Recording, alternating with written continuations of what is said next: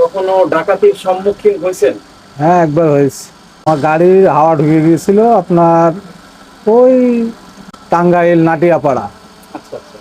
তো আমার supervisor helper তেল নিয়ে আসতে গিয়েছে, আমি একা ছিলাম গাড়িতে। তো ওই সময় 3-4 জন লোক আসলো, আসার পরে বলছে যে উস্তাদ একটু গাড়ির গেটটা খোলেন, বসবো। আনলাম, গেট খোলা যাবে না। না খোলার পরে আমার কাছে পানি চাইলো, আমি পানি দিলাম, দিয়ে পানি টানি খেয়ে বোতলটা আমাকে দিল, দিয়ে আমি ইঞ্জিন কভারে বসা আছি।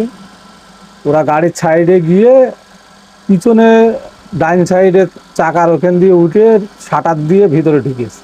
পিছনের চাকা দিয়ে ওই যে জানালা যে আছে। হ্যাঁ হ্যাঁ হ্যাঁ, ওইখান দিয়ে ভিতরে ঢুকেছে।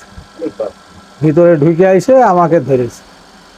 তো আমার কাছে মোবাইল টোবাইল টাকা আমার কাছে যা ছিল নিয়ে নিল।